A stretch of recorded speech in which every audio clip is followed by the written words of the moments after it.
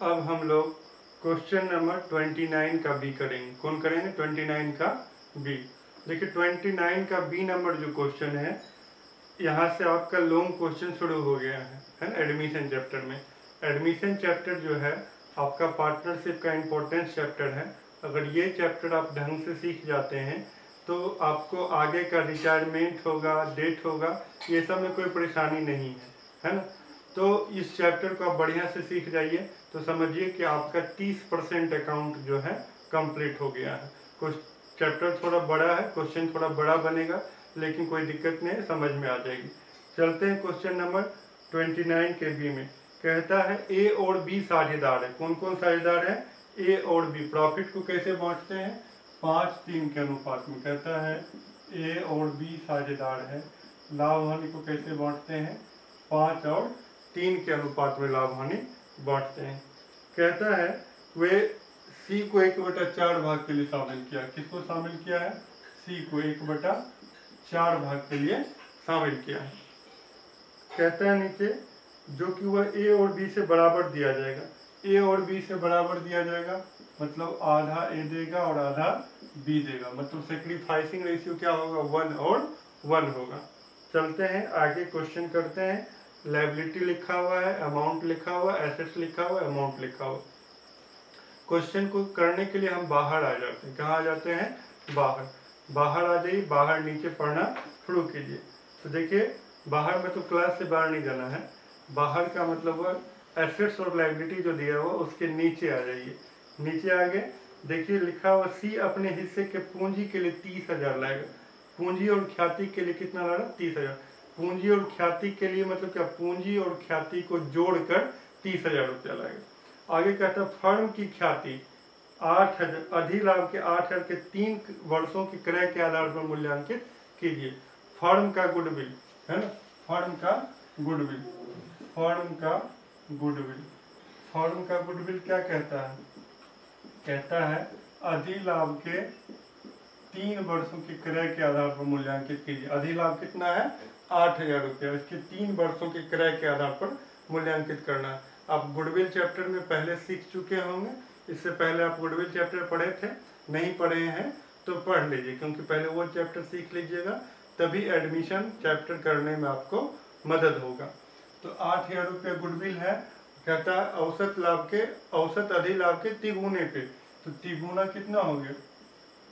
8 तिया 24,000 रुपये गुडविल का वैल्यू हो गया। गुडविल का वैल्यू कितना हो गया? 24,000। अब आगे आइए। कहता है कि वो जो नया पार्टनर है सी, उसका शेयर कितना? 1/4। तो सी का शेयर कितना हो गया? सी का शेयर किसमें? गुडविल में। तो टोटल कितना है? 24,000। और सी का शेयर कितना होगा? 1/4 होगा। सी का शेयर कितना होगा? 1/4। तो 6 चौके 24,000। सी को ख्याति के लिए कितना पैसा लाना चाहिए? 6,000 रुपया लाना चाहिए। सी को ख्याति के लिए कितना पैसा लाना चाहिए? 6,000 रुपया लाना चाहिए। कहता पूंजी और ख्याति मिला के कितने लाया है? 30,000 रुपया लाया है। तो हम पहला एंट्री क्या करेंगे? पहला एंट्री हम करेंगे बैंक अकाउंट डेबिट। पहला एंट्री क्या करेंगे? Bank account debit.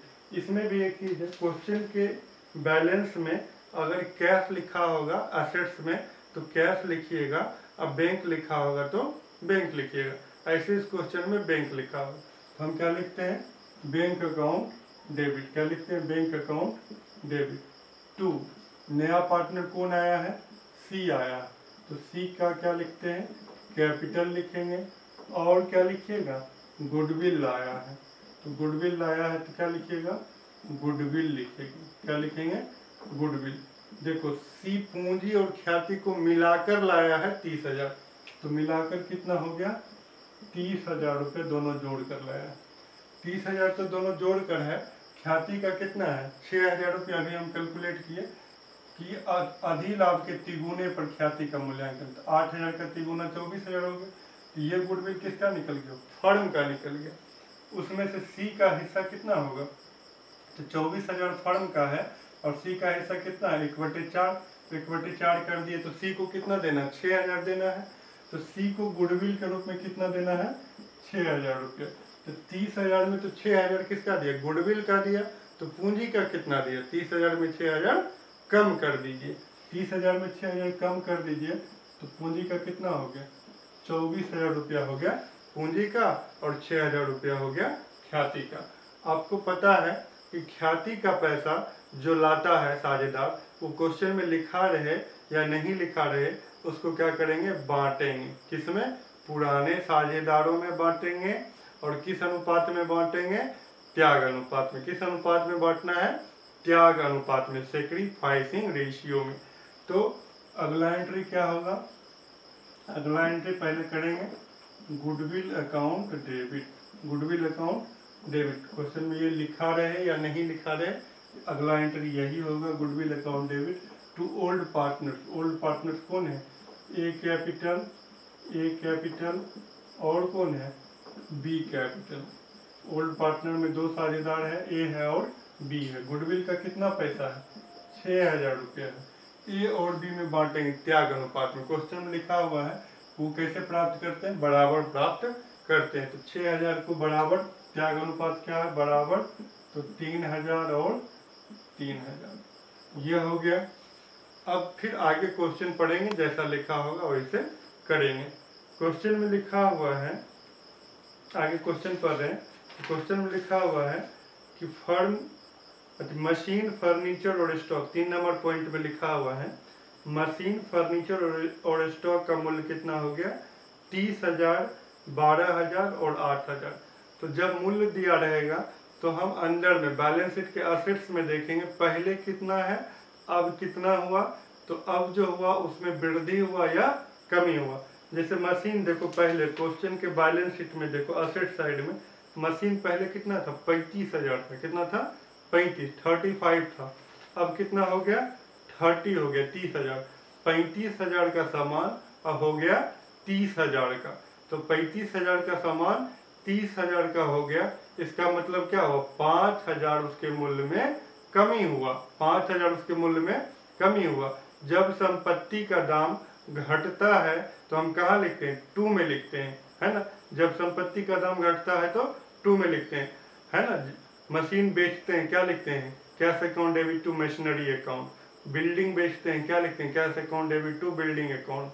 फर्नीचर बेचते हैं, क्या लिखते हैं, cash account debit to furniture account. तो यहाँ दाम घट रहा है तो क्या लिखेंगे, रिवैल्यूएशन अकाउंट डेबिट, क्योंकि हम यहाँ खरीद और बिक्री नहीं कर रहे हैं। क्या कर रहे हैं, फिर से हम उसका मूल्यांकन कर रहे हैं। तो संपत्ति का दाम बढ़ेगा तो डेबिट हो जाएगा, और टू रिवैल्यूएशन, और दाम घटेगा तो रिवैल्यूएशन अकाउंट डेबिट, और टू असेट्स अकाउंट। तो यहाँ दाम घटा है मशीन का, तो क्या लिखेंगे, लिखेंगे रिवैल्यूएशन अकाउंट डेबिट। क्या लिखेंगे, रिवैल्यूएशन अकाउंट डेबिट। और जिसका दाम घटा, जिस संपत्ति का दाम घटा, उसको हम क्या करेंगे, क्रेडिट करेंगे। देखो किसका दाम घटा है, मशीन का, revaluation account debit to machinery account. तो क्या लिखेंगे, मेशनरी अकाउंट। देखो मेशनरी का दाम कितना घट गया, पहले था 35,000 का मशीन, अब हो गया 30,000 का। हमको ना तो 35 लिखना है और ना 30 लिखना है, जितना बढ़ेगा वो लिखेंगे या जितना घटेगा वो लिखेंगे। तो 35,000 का सामान हो गया 30,000 का, कितना घट गया, 5,000। तो हम यहाँ पे लिखेंगे टू मेशनरी 5,000। आगे आइए, लिखा हुआ फर्नीचर और स्टॉक का मूल्य, फर्नीचर का दाम हो गया 12,000। एसेट्स में देखिए, बैलेंस शीट के एसेट्स में देखिए, ध्यान से देखो बच्चों, फर्नीचर है 15,000 का। फर्नीचर कितना है, 15,000 का, और हो कितना का गया है, 12,000 का। 15,000 का सामान अगर 12,000 का हो जाए तो क्या होगा, लॉस होगा, दाम घट गया। तो दाम घटेगा तो कहाँ लिखेंगे, 2 में लिखेंगे। क्या लिखिएगा, फर्नीचर। फर्नीचर देखो 15,000 का फर्नीचर था, अब हो गया 12,000 का, तो दाम घट गया। कितना घट गया, 3,000। लिख दो 3,000, ना तो 15 लिखना है और ना 12 लिखना, जितना कम हुआ वो लिखना। कितना कम हुआ, 3,000 कम हुआ है, इसलिए 3,000 लिखे हैं।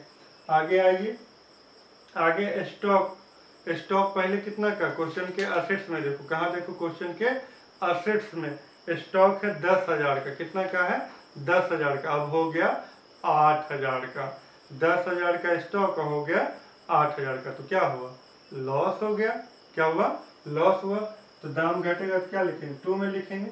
2 क्या लिखेंगे? स्टॉक। 2 क्या लिखेंगे? स्टॉक। कितना का घट गया?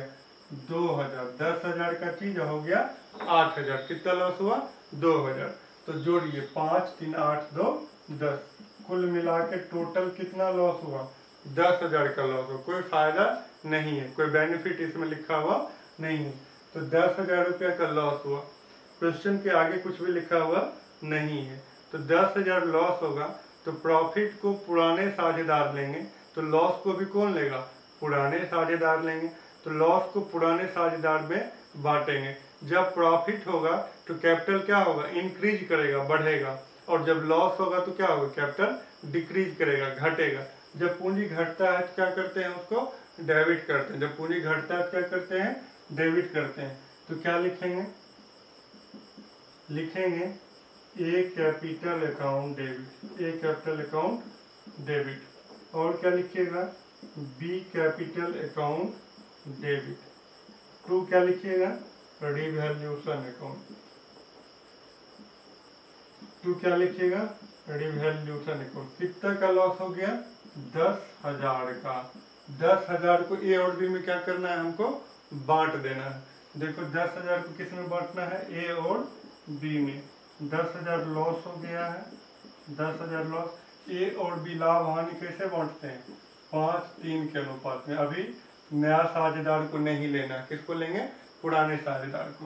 तो ए और बी लाभ हानि कैसे बांटते हैं? 5-3 मतलब 5/8।